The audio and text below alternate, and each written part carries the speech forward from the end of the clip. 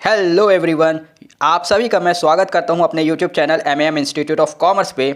आज जो हम लोग सेशन लेके आए हैं वो पूरा का पूरा मैंने केस स्टडीज़ को डेडिकेट किया है। इस पूरे सेशन में हम लोग देखेंगे कि किस तरह से केस आते हैं एग्ज़ाम के अंदर और उसका आंसर किस तरह से फ्रेम करना चाहिए एक स्टूडेंट को, ताकि उसको पूरे के पूरे नंबर मिल सकें।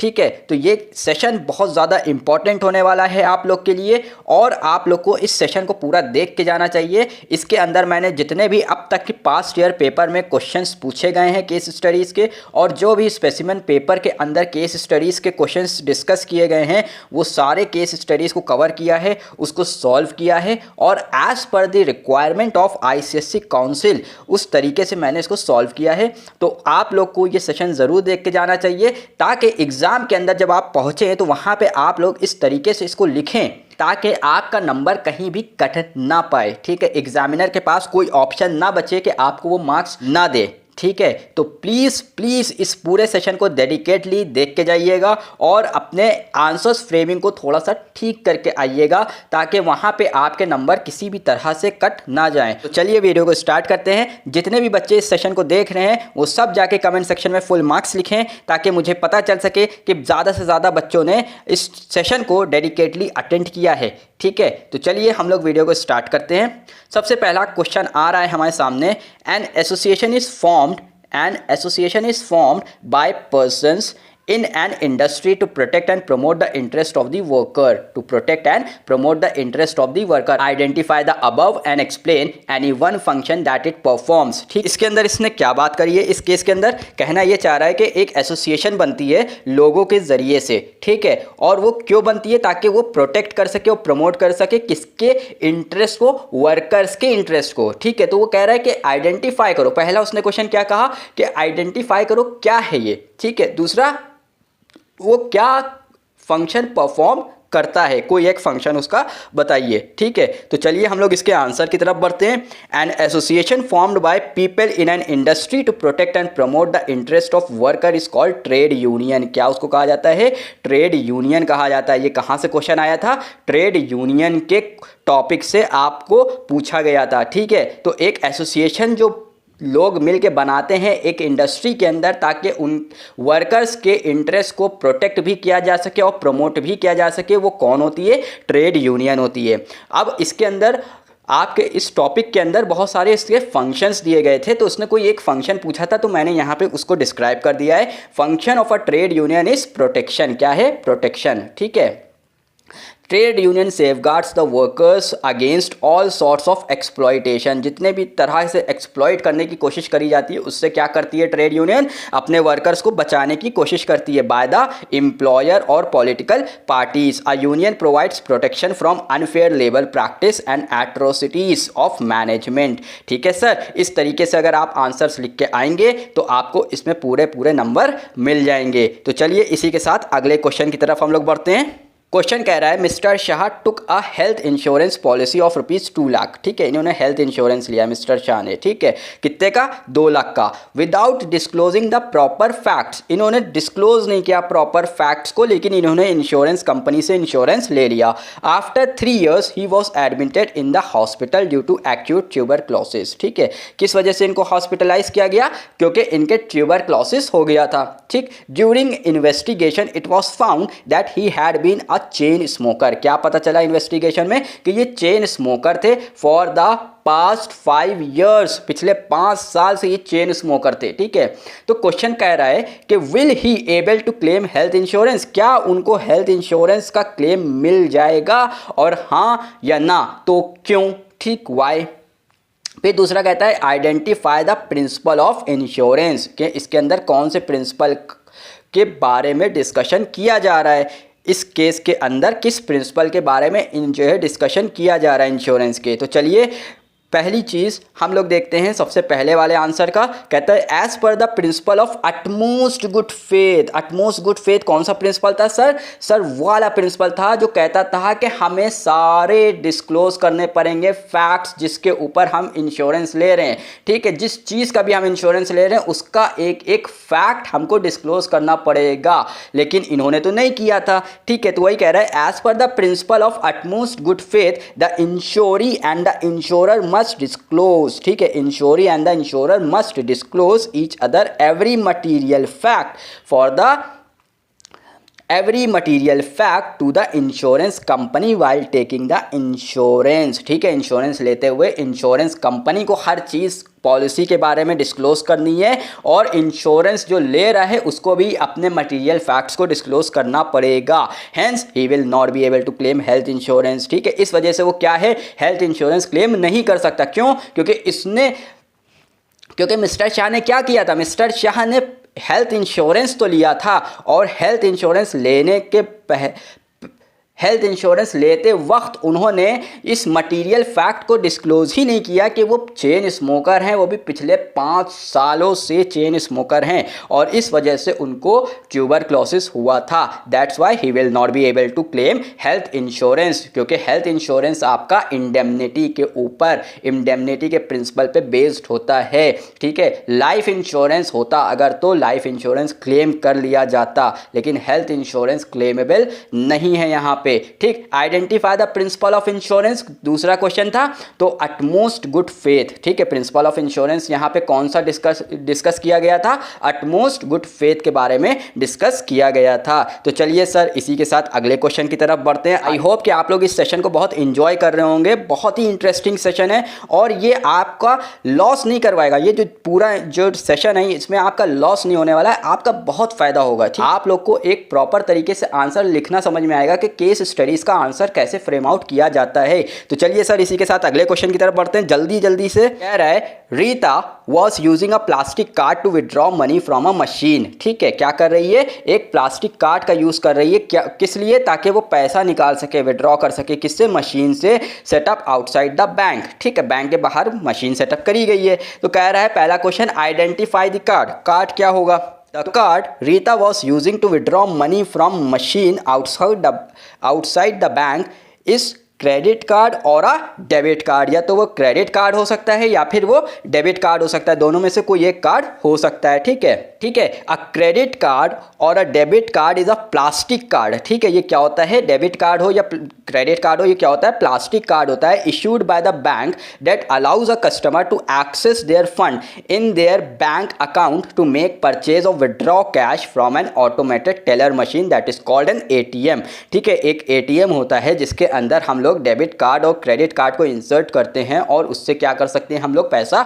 विड्रॉ या डिपॉजिट कर सकते हैं, ठीक है सर। दूसरा क्या कहता है, right any 4 precautions that must be taken while using such card, अगर हम इस कार्ड का यूज करते हैं तो फिर हम लोग क्या क्या प्रिकॉशंस हम लोग को लेने चाहिए। तो चलिए इसके आंसर की तरफ बढ़ते हैं। सबसे पहला कहता है stay away from ATM that appears dirty और इन डिसरिपेयर, ठीक है, या तो वो डर्टी अगर ATM है या डिसरिपेयर है तो उससे हमें हमेशा क्या होना है, दूर रहना है, उसको हम लोग को यूज़ नहीं करना है। एट बेस्ट क्या होगा, अगर बहुत अच्छी किस्मत रही आपकी, सच ATM में नॉट वर्क, ठीक, क्या हो सकता है, वो ATM काम ना करे जब आप उसको यूज़ करें। एंड एट वर्स्ट बहुत बुरी सिचुएशन हुई तो क्या होगा, मे बी फेक मशीन, क्या हो सकती है, फेक मशीन हो सकती है, setup to capture the card information. दूसरा क्या है, do not use ATMs with unusual signage, ठीक है, अनयूजुअल साइनेज है तो उसको हम लोग को यूज़ नहीं करना है, such as a command to enter a PIN twice, ठीक है, 2 बार पिन कभी भी नहीं मांगता है ATM, लेकिन अगर ऐसी कमांड आ रही है तो आपको वो यूज़ नहीं करना है। Avoid using the ATM if suspicious individual are standing nearby, ठीक है, जिस पे आपको शक हो रहा हो कि ये कैसा आदमी मेरे बगल में खड़ा हुआ है, तो फिर आपको वहाँ पे ATM कार्ड यूज़ नहीं करना है। Criminals may try to distract you use the machine to steal your cash, ठीक है, हो सकता है कि वो आपको डिस्ट्रैक्ट करके आपका कैश क्या कर ले, चोरी कर ले। और watch as you type your PIN, ठीक है, या फिर आपकी पिन की इंफॉर्मेशन वो लेके चला जाए। Be aware if your card get stuck in the machine and someone approaches to help, ठीक है, कोई हो सकता है कि आपका कार्ड मशीन में फंस जाए और कोई आ रहा हो आपकी मदद करने के लिए कि लाओ हम निकलवा देते हैं। It may be a scam, ठीक है, क्यों, क्योंकि ये हो सकता है कि आपके साथ क्या हो रहा हो, स्कैम किया जा रहा हो। A criminal may be trying to watch you as you enter PIN, ठीक है सर। चलिए इसी के साथ अगले क्वेश्चन की तरफ हम लोग जल्दी से बढ़ते हैं। क्वेश्चन कहता है Mohan intentionally burns the old stock of damaged cloth in his warehouse, क्या किया है मोहन ने, इंटेंशनली क्या किया, अपने ओल्ड स्टॉक को, जो डैमेज्ड स्टॉक था उसको जला दिया उसने, ठीक है। Then he claims the insurance, तो उसने क्या किया, उसके बाद इंश्योरेंस को क्लेम कर दिया। ठीक, अब कहता है इसमें question, which type of insurance would he claim, किस तरीके का इंश्योरेंस वो क्लेम करेगा। तो इसका आंसर है mister Mohan will claim a fire insurance. कौन सा इंश्योरेंस लेंगे, आप लोग ने बहुत वैरायटी ऑफ इंश्योरेंस पढ़े हैं, मरीन इंश्योरेंस है, हेल्थ इंश्योरेंस है, फायर इंश्योरेंस है। ठीक है, तो उसमें कौन सा आएगा, फायर इंश्योरेंस आपके सामने आएगा। ठीक है, कहता है give one reason to state why the claim will not be settled, कोई एक रीजन ऐसा दो कि उसका क्लेम सेटल नहीं किया जाएगा, जो वो क्लेम कर रहा है वो सेटल आउट नहीं होगा। तो mister Mohan's claim will not be settled because of insurance fraud. क्यों, क्योंकि उसने क्या किया, फ्रॉड किया है। यहां पे क्या होता, अगर सर्टेन इवेंट की वजह से आग लगती तो फिर यहाँ पे फायर इंश्योरेंस क्लेम किया जा सकता था, लेकिन चूंकि यहाँ पे उसने इंटेंशनली उसको जलाया तो इस वजह से यहाँ पे फायर इंश्योरेंस नहीं इनको क्लेम होगा, बल्कि ये इंश्योरेंस फ्रॉड के अंदर केस चला जाएगा। As per the above mentioned fact, ठीक है, जो ऊपर मेंशन्ड फैक्ट हैं, mister Mohan has intentionally burns the old stock. ठीक है, क्या किया था उन्होंने, जानबूझ करके आग लगाई थी स्टॉक में। ठीक, which ultimate violates the principle of indemnity, जिसने क्या किया, इंडेमनिटी के प्रिंसिपल को वॉयलेट कर दिया। According to this principle indemnity means promise to compensate in case of loss. Indemnity का क्या मतलब होता है कि हम कंपनसेट करेंगे अगर आपको लॉस होता है, लेकिन अनसर्टेन इवेंट की वजह से। किस वजह से, अनसर्टेन इवेंट की वजह से। यहां तो सर्टेन इवेंट आपने बना दिया, आपने तो जानबूझ करके आग लगा दी। ठीक, the objective of every insurance is to place the person in the same financial position after the loss as he was before the loss के। ठीक है, यहां पे ऑब्जेक्टिव क्या होता है इंश्योरेंस का, कि आपको उसी सिचुएशन में वापस से ला के खड़ा कर देना जिस सिचुएशन में आप लॉस से पहले हुआ करते थे। ठीक है, लेकिन यहां पे तो आपने जानबूझ करके आग लगा दी है, तो फिर कैसे आपको इंश्योरेंस का क्लेम मिल जाएगा। चलिए इसी के साथ अगले क्वेश्चन की तरफ बढ़ते हैं। क्वेश्चन कहता है identify the last step of final account which is prepared after profit and loss account, explain in brief. ठीक है, फाइनल अकाउंट की 3 स्टेजेस होती हैं। ठीक है, सबसे पहली स्टेज जो आती है वो ट्रेडिंग अकाउंट आती है, फिर दूसरी स्टेज होती है प्रॉफिट एंड लॉस अकाउंट, और थर्ड स्टेज जो होती है वो होती है बैलेंस शीट। तो इसने क्या कहा, लास्ट स्टेप फाइनल अकाउंट में क्या होता है। ठीक है, तो लास्ट स्टेप यानी प्रॉफिट एंड लॉस अकाउंट के बाद क्या बनता है, तो हम लोग की क्या बनती है, बैलेंस शीट बनती है। आंसर इसका देखते हैं, the last step of final account which is prepared after profit and loss account is balance sheet. क्या होती है, बैलेंस शीट होती है। Balance sheet means a financial statement which sets out the assets and liabilities of a trading और non trading organisation on a certain date. ठीक है, एक particular date के ऊपर हम लोग की बैलेंस शीट बनती है, जिसके अंदर हमारी एसेट्स और लायबिलिटीज को हम लोग डिस्क्लोज करते हैं। चलिए इसी के साथ अगले क्वेश्चन की तरफ बढ़ते हैं। क्वेश्चन कहता है mister Roy invented a product which uses less harmful chemical. ठीक है, मिस्टर रॉय थे, उन्होंने क्या किया है, एक प्रोडक्ट बनाया है जो केमिकल्स का बहुत कम से कम यूज करता है। ठीक है, he paid Sen and company 5 lakh to promote the product. ठीक है, उन्होंने क्या किया, सेन एंड कंपनी कोई थी, उसको उसने 5 लाख रुपया दिया ताकि उसका क्या कर सके, प्रमोशन वो कंपनी कर सके। ठीक है, Sen and company use the product for their own gain. क्या किया उसने, खुद के गेन के लिए सेन एंड कंपनी ने उसको यूज किया, विदाउट प्रमोटिंग इट, उसका प्रमोशन तो नहीं किया। ठीक, तो पहला क्वेश्चन कहता है कि what fraudulent practice was committed, यहाँ पे किस तरीके का फ्रॉड किया गया है। तो पहला इसका जवाब है the fraudulent practice committed was inventor promotion fraud. कौन सा फ्रॉड था, इन्वेंटर प्रमोशन फ्रॉड था। ठीक है, जिसने इन्वेंट किया उसका प्रमोशन तो नहीं किया गया। ठीक, under it an inventor is trick to pay the money. ठीक, यहाँ पे क्या किया जाता है, इन्वेंटर से पैसा तो ले लिया जाता है कि हाँ हम प्रमोशन तो कर देंगे, लेकिन किया नहीं जाता। ठीक, फॉर द प्रमोशन और development of his her invention without the promotion और डेवलपमेंट एवर हैपनिंग। ठीक है, होता नहीं है कभी, ना प्रमोशन किया जाता है ना ही डेवलपमेंट किया जाता है, बस खाली बात करी जा रही होती है कि हाँ हम प्रमोशन कर देंगे, और पैसा ले लिया जाता है पार्टी से और उसके बाद छोड़ दिया जाता है उसको ऐसे ही।